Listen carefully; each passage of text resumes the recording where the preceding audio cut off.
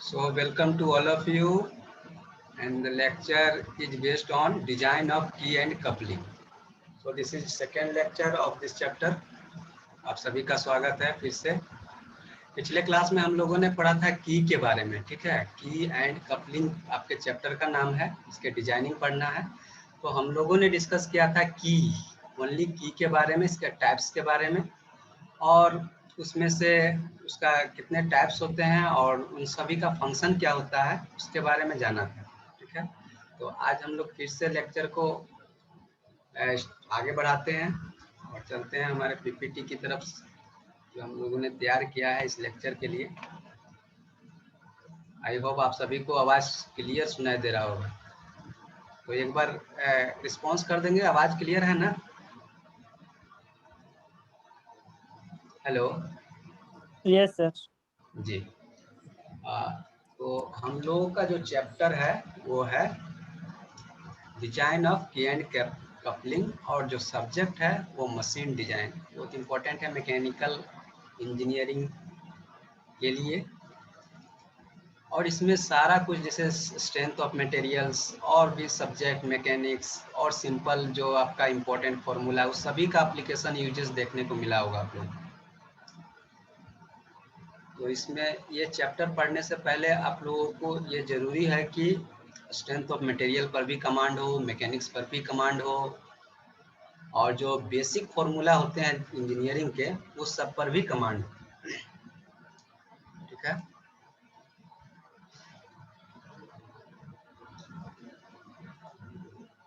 Start हो गया।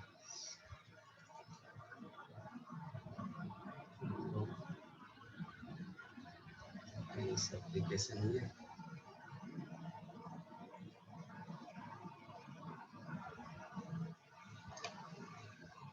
Screen share हो रहा होगा ना?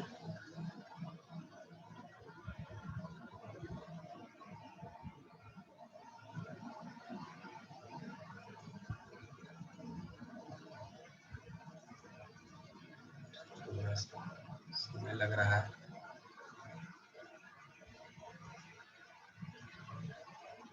स्टडी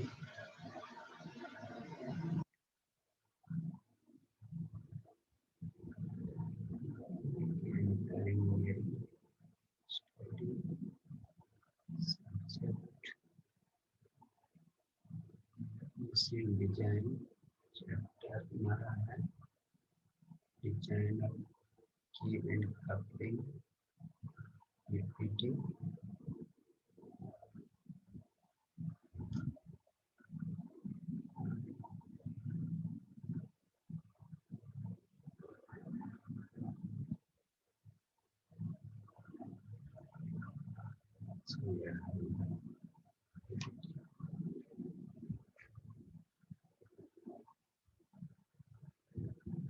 ये सभी हम लोग ने डिस्कस कर लिया था पिछले क्लास में, की के बारे में, डिफरेंट टाइप्स ऑफ की के बारे में, की में क्या होता है, की वे होता है, की सीट होता है, ये सभी के बारे में, टाइप्स ऑफ की के बारे में डिटेल्स में स्टडी किया था। स्क्वायर की, फिगर की हेड, सैडल की, वुड रूफ, टेंजेंट की, ये सभी के बारे में हम लोगों ने अच्छा से डिस्कस कर लिया था पिछले क्लास में। जो आपका ये है वो जितने भी टाइप्स ऑफ की के बारे में सभी हो चुका था, ठीक है। इसका डिजाइनिंग और इसका प्रोपोर्शनल डायमेंशन वो सब आप नोट करते चलेंगे ताकि आपका डिजाइनिंग जब आपका न्यूमेरिकल हो तो उसमें दिक्कत ना हो। तो जितना भी हम लोग टाइप पढ़े थे तो उसका उस की वे था जिसमें की स्लॉट बना हुआ रहता था और उसमें की इंसर्ट होता था।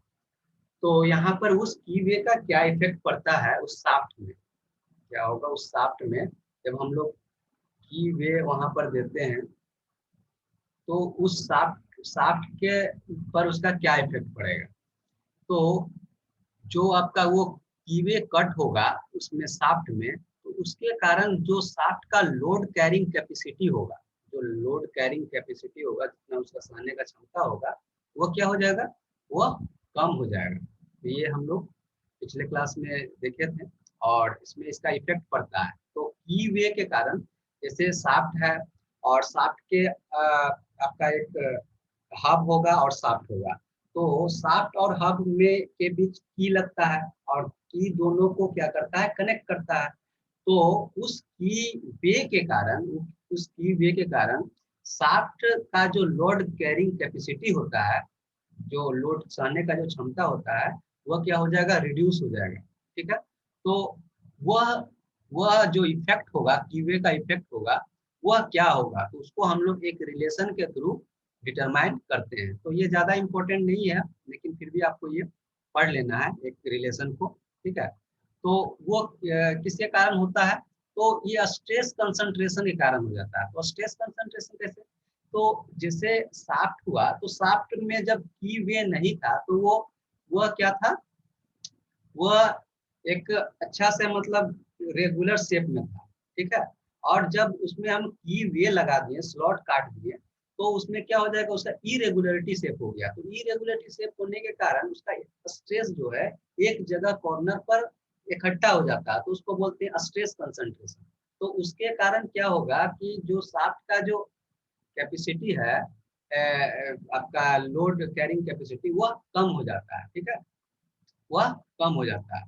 तो relation for weakening effect of की वे को हम लोग एक रिलेशन के थ्रू दिखाते हैं, और वह रिलेशन होता है E equal to 1 minus 0.2 W upon small d minus 1.1 into H upon D. तो ये रिलेशन आपको तरह से लिख लेना है, इसको याद कर लेना है। जहाँ पर E क्या है, वो आपका शाफ्ट स्ट्रेंथ फैक्टर है, और E को एक तरह से हम लोग रेशियो के रूप में डिनोट कर सकते हैं। और वह रेशियो किसका किसका है, तो शाफ्ट का स्ट्रेंथ की के साथ, शाफ्ट का जो स्ट्रेंथ होगा की के साथ, और शाफ्ट का स्ट्रेंथ जो विदाउट की के साथ होगा, उसका रेशियो। यानी शाफ्ट का स्ट्रेंथ विथ की डिवाइडेड बाय शाफ्ट का स्ट्रेंथ विदाउट की। ठीक है, वो होगा ई, यानी उसको शाफ्ट स्ट्रेंथ फैक्टर बोलते हैं। तो वो चीज हम लोग निकालते हैं, ई इक्वल टू 1 माइनस का कनेक्टिंग नहीं हो रहा है, इसका दो दो क्यों दिखा रहा है।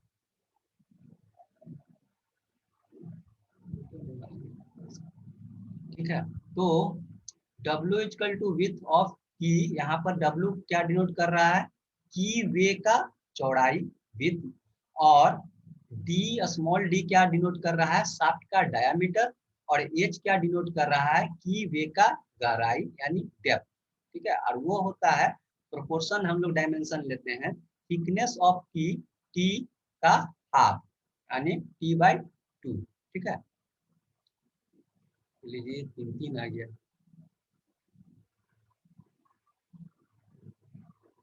ठीक है, तो इफेक्ट ऑफ की आपको समझ में आया होगा कि इफेक्ट ऑफ की जो है, कि जब हम लोग किसी शाफ्ट में स्लॉट काट लेते हैं, कीवे बना लेते हैं, तो शाफ्ट का जो लोड कैरिंग कैपेसिटी है वह रिड्यूस हो जाता है, और जो कीवे का जो इफेक्ट होगा, उसका वीकनिंग इफेक्ट को हम लोग इस रिलेशन के थ्रू दिखाते हैं।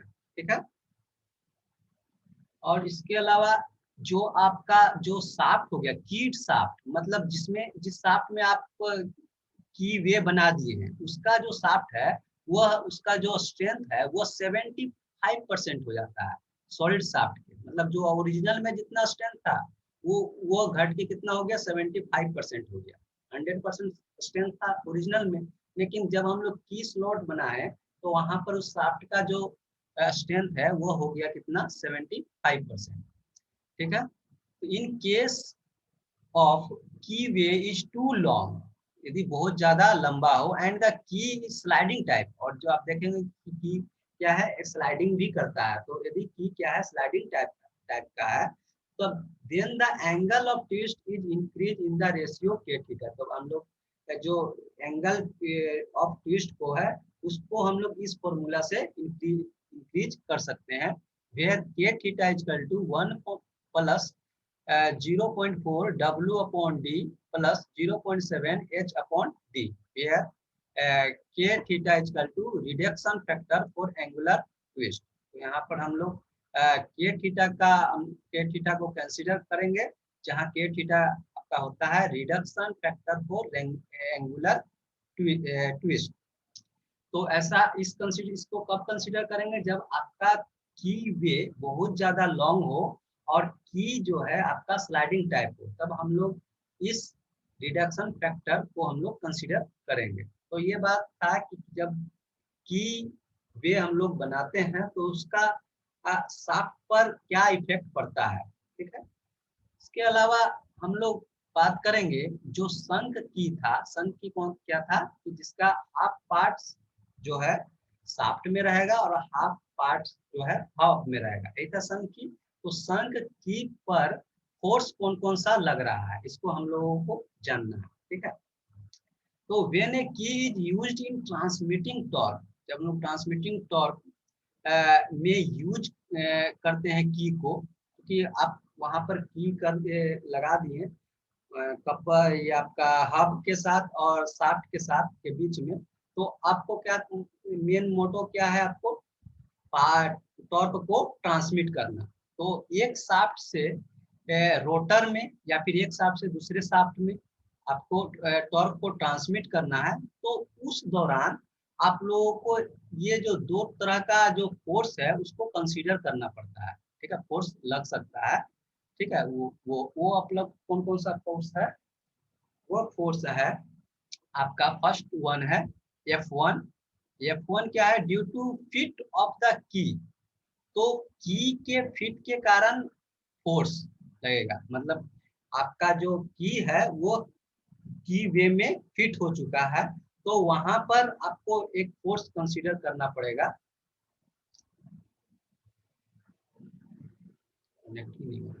ठीक है, तो फोर्स F1 है। F1 हम लोग उस फोर्स को कंसीडर करते हैं जब की के फिट की जो है फिट हो जाता है की वे में, as in tight fitting straight, tight fitting straight key और in a taper key driven in place. जब हम लोग टाइट फिट करते हैं तो वहां पर आपका एक फोर्स काम करेगा और वह फोर्स की के फिटिंग के कारण उत्पन्न होता है, ठीक है। This force produce compressive stress in the की, इन इस या ये जो फोर्स है, ये जो फोर्स है जो आपका की के फिट होने के कारण जो अकर्ष होता है, इंड्यूस होता है, तो वो जो फोर्स है वह की में कंप्रेसिव स्ट्रेस को प्रोड्यूस करता है, which are difficult to determine in magnitude. तो यहाँ पर एक चीज कह दे रहा है कि यहाँ पर उस फोर्स को हम लोग डिटरमाइन नहीं करते हैं। मतलब जब आप देखे होंगे कि जब हम लोग स्लॉट डालते हैं, ये स्लॉट में यानी की वे में तो की डालते हैं तो क्या करेगा, वो फिट होगा। तो फिट होने के कारण उसका कारण क्या होगा कि कंप्रेस करेगा वो आपका शाफ्ट को। तो शाफ्ट के कंप्रेस करेगा तो फोर्स लगेगा, और फोर्स लगने के कारण स्ट्रेस इंड्यूस होगा, तो कंप्रेसिव स्ट्रेस प्रोड्यूस होगा की में।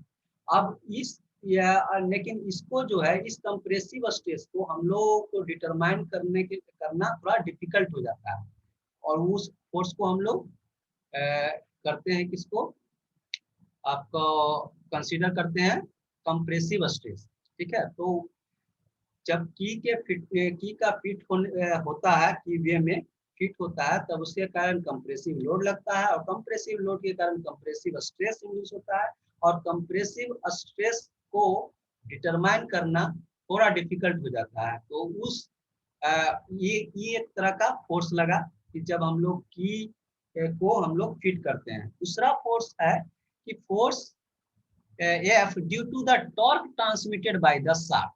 जब अब की बात हुआ कि की पर लगने वाला फोर्स, अब दूसरा है कि शाफ्ट के द्वारा ट्रांसमिट करते हैं टॉर्क, तो उसके कारण एक फोर्स हम लोगों को होगा, क्योंकि टॉर्क तो आपका फोर्स इनटू परपेंडिकुलर डिस्टेंस। तो जब शाफ्ट के द्वारा टॉर्क ट्रांसमिट होगा तो फोर्स लगेगा, तो वो उस फोर्स को हम लोग भी कंसीडर करते हैं। तो this force produce shearing and compressive. तो वह जो फोर्स जो है जो क्या है टॉर्क ट्रांसमिट करता है, वैसा फोर्स जो शाफ्ट के द्वारा टॉर्क ट्रांसमिट होता है, तो वो उसके कारण शियरिंग और कंप्रेसिव स्ट्रेस लगता है, कहाँ किस पर, की पर। तो की में शियरिंग और कंप्रेसिव स्ट्रेस इंड्यूस होता है, कब, जब शाफ्ट के द्वारा टॉर्क को ट्रांसमिट किया जाता है। तो समझ में आया कि की पर शंख की में कौन कौन सा फोर्स लगा, एक जो अपना फोर्स, ठीक है। जब फिट हो रहा तो उसके कारण वो फोर्स लगा, उस फोर्स को तो हम यहाँ बोल दिया डिटरमाइन ही नहीं कर सकते। और दूसरा फोर्स कर रहा है कि जब शाफ्ट के द्वारा टॉर्क को ट्रांसमिट करते हैं तो उसके कारण, उस फोर्स के कारण शियरिंग एंड कंप्रेसिव या फिर स्ट्रेस इंड्यूस होता है, ठीक है, शियरिंग एंड कंप्रेसिव। तो यहाँ कंप्रेसिव जब होगा तो उसको हम लोग क्रशिंग नाम देते हैं, ठीक है। अब देखे होंगे बोतल को इस तरह से क्रश करते हैं, ठीक है, तो क्रश करते हैं मतलब उसमें प्रेशर के कारण उसमें लग रहा है, ठीक है। और एक शियरिंग, आप तो जानते हैं कि शियरिंग क्या होता है, कि यदि कोई इस तरह का बॉडी है तो यदि इस तरह से यहाँ पर फोर्स लग रहा है और इस डायरेक्शन में इस तरह से फोर्स लग रहा है तो क्या होगा कि यह एंगल से ये शियर कर जाएगा, तो उसको बोलेंगे आपका शियरिंग। और जब आपका क्रशिंग क्या होगा कि एक तरह से इस तरह से फोर्स लग रहा है, फिर इस तरह से फोर्स लग रहा है, तो ये हो जाएगा क्रशिंग या फिर कंप्रेसिव। तो इस तरह का यहाँ पर जो जब वहां पर की हम लोग फिट करते हैं और शाफ्ट के द्वारा टॉर्क का ट्रांसमिशन होता है तो उसके कारण दो तरह का फोर्स प्रोड्यूस होता है, एक शियरिंग फोर्स और कंप्रेसिव या फिर क्रशिंग फोर्स। और इन दोनों फोर्स के कारण स्ट्रेस इंड्यूस होगा, यानी शियरिंग स्ट्रेस इंड्यूस होगा और कंप्रेसिव स्ट्रेस इंड्यूस होगा।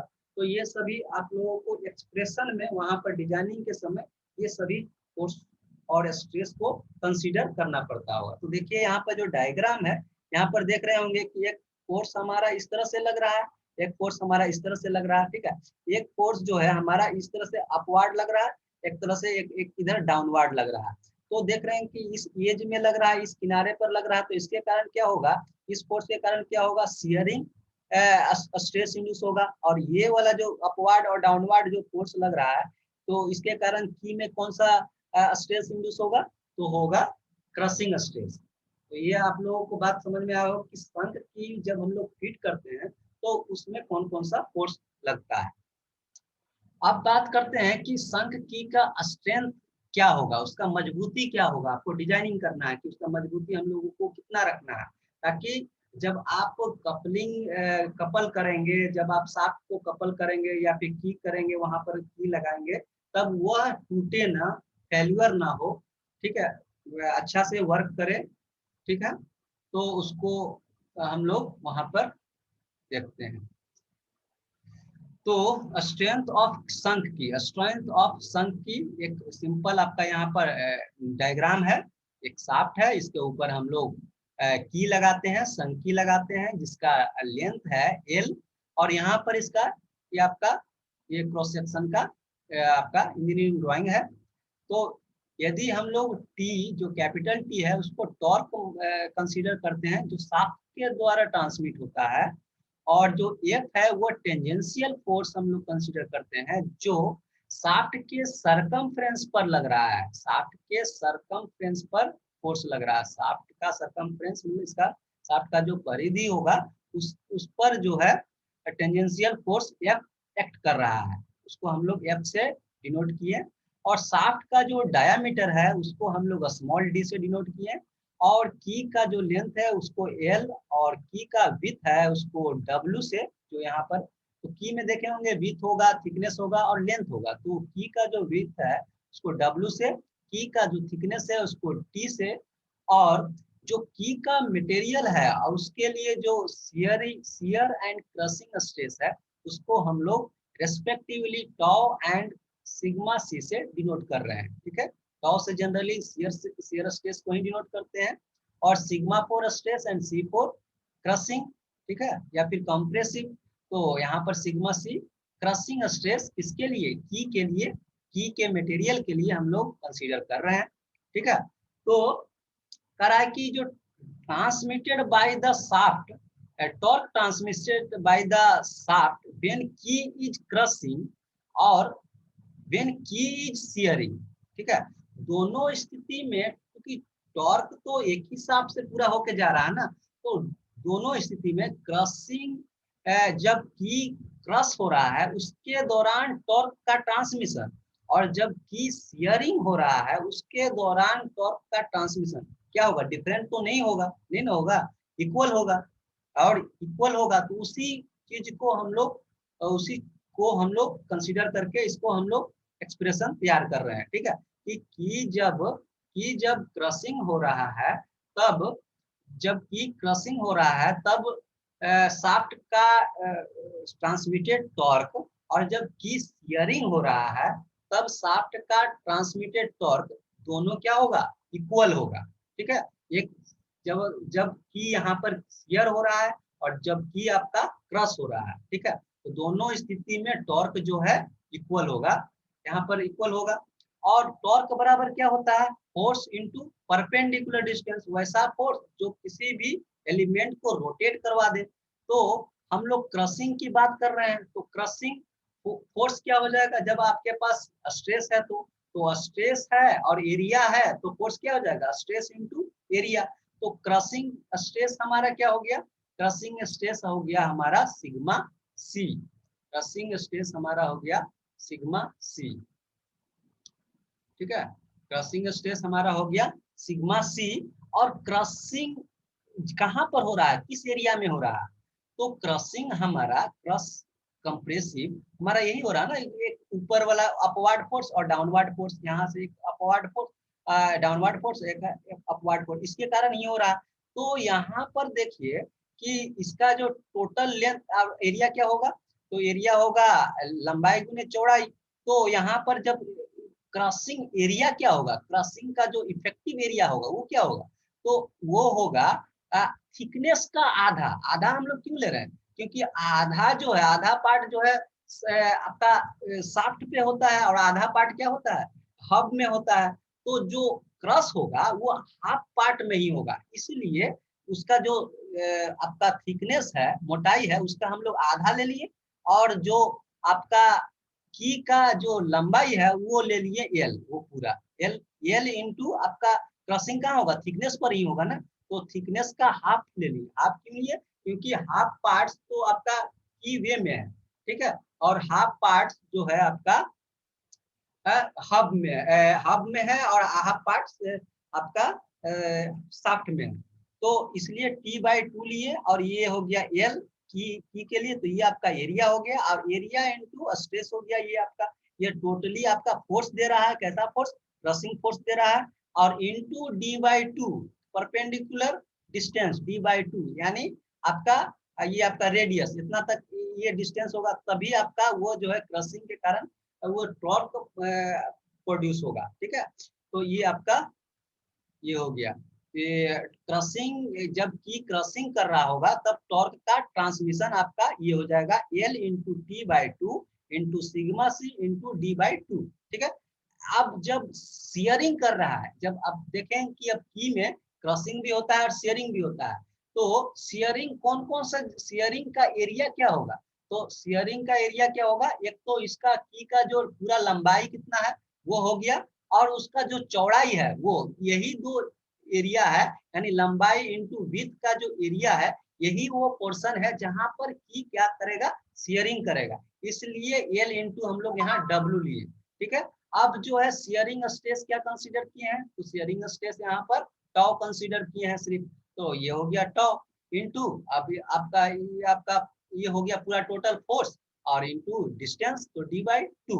अब बस इसको क्या करना है, आपको ये दोनों को सिंप्लीफाई कर देना है, D/2 कैंसिल हो जाएगा, इधर से एल कैंसिल हो जाएगा, और आपको एक एक्सप्रेशन मिलता है, that is sigma C is upon 2 tau is equal to W/T। तो ये आपका बेसिक इक्वेशन मिलता है, जिसको आप नोट डाउन कर लेंगे, sigma C upon 2 tau equal to W/T, जब शंक का स्ट्रेंथ ये हो जाता है। ठीक है, इससे आप लोग आइडेंटिफाई करेंगे कि उस शंक की में कितना शियर स्ट्रेस इंड्यूस हो रहा है, कितना आपका क्रशिंग स्ट्रेस इंड्यूस हो रहा है। ठीक है, क्रशिंग स्ट्रेस इंड्यूस हो रहा है। यदि हम लोग स्क्वायर की बात करें, तो स्क्वायर की में जानते हैं विड्थ और जो है थिकनेस, यानी जो आपका ये आपका मोटाई और चौड़ाई क्या हो जाएगा, इक्वल हो जाता है। तो यदि आप यहाँ पर इक्वल W करेंगे तो 1 इक्वल टू 1, यानी sigma C equal to 2 tau आ जाएगा। तो इस तरह से स्क्वायर की के लिए आपका ये एक्सप्रेशन मिलता है, और शंक की के लिए जनरल एक्सप्रेशन आपका sigma C upon 2 tau equal to W/T आता है। तो ये आपका एक तरह से उस शंक की में, उस शंक की में आपको स्ट्रेंथ को चेक करने के लिए ये एक्सप्रेशन देता है। ठीक है, अब सभी को समझ में आया होगा कि संक की का स्ट्रेंथ क्या होता है। ठीक है, तो इसके अलावा इसमें हम लोग एक और चीज जानते हैं। तो टॉर्क का फॉर्मूला हमारा ये था, जो basic formula, force into perpendicular distance. तो और यदि एक और हम लोग टॉर्जनल इक्वेशन से हम लोग ये वाला फॉर्मूला हम लोग टॉर्क का डिराइव कर चुके थे पहले ही। ठीक है, कि T is equal to pi upon 16 into tau 1 into D cube. यहाँ पर टाउ 1 को हम लोग सेपरेट डिनोट किए हैं सॉफ्ट मटेरियल के लिए शियर स्ट्रेस को। ठीक है, सॉफ्ट मटेरियल के लिए शियर स्ट्रेस को हम लोग डिनोट किए हैं। तो shearing strength of the key is equal to torsional shear strength. दोनों का क्या हो जाएगा, इक्वल ही होगा। तो इससे हम लोग जो है क्या निकालेंगे, टॉर्क निकालेंगे कब, जब आपका strength of shaft, torsional shear strength of shaft, इसके फॉर्मूला से, तो टॉर्जनल इक्वेशन से। ठीक है, और जो हम लोग का फाइनल इससे निकला है यहाँ पर शेयरिंग के केस में, यहाँ पर शेयरिंग के केस में ये वाला जो फॉर्मूला निकला हुआ। तो जब की शेयरिंग करता है तो टॉर्क हमारा ये हुआ, लेकिन टॉर्क का एक और फॉर्मूला हमारे पास ये वाला होता है, पाई अपॉन 16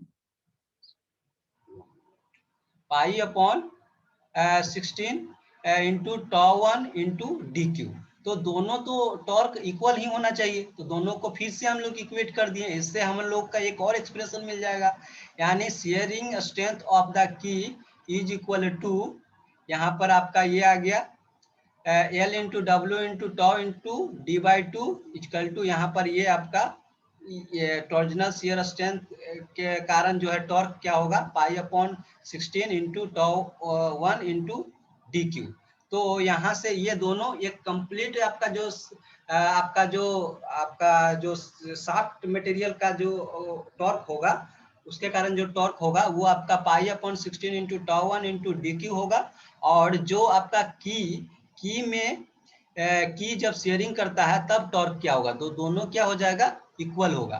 तो इक्वल होगा तो दोनों को इक्वेट कर देंगे, दोनों एक्सप्रेशन को, और इसको सिंप्लीफाई करेंगे। तो सिंप्लीफाई कीजिएगा तो यहाँ से आप लोगों को एक और एक्सप्रेशन मिलेगा, that is L equal to pi upon 8 into tau 1 into D square upon W into tau.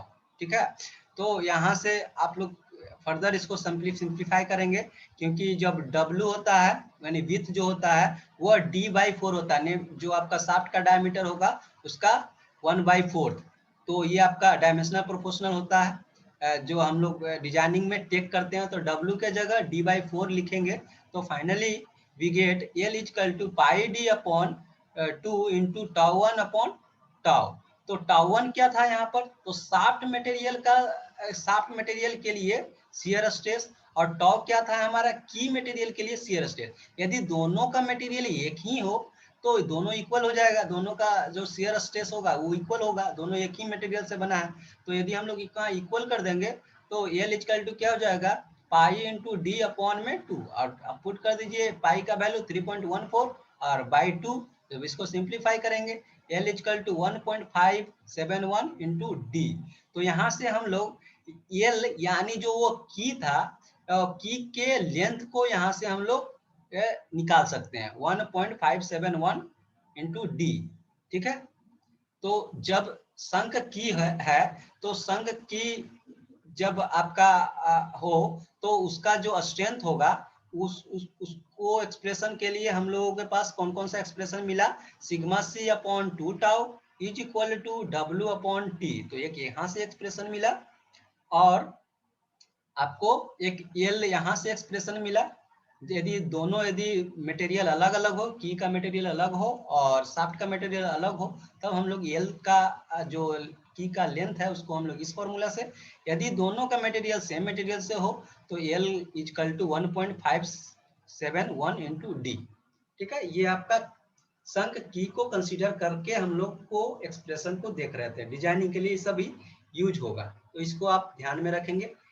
ठीक है, तो ये सब एक्सप्रेशन आपको वहां पर बेसिकली वहां पर पूरा आपको ये सब डिराइव नहीं करना है।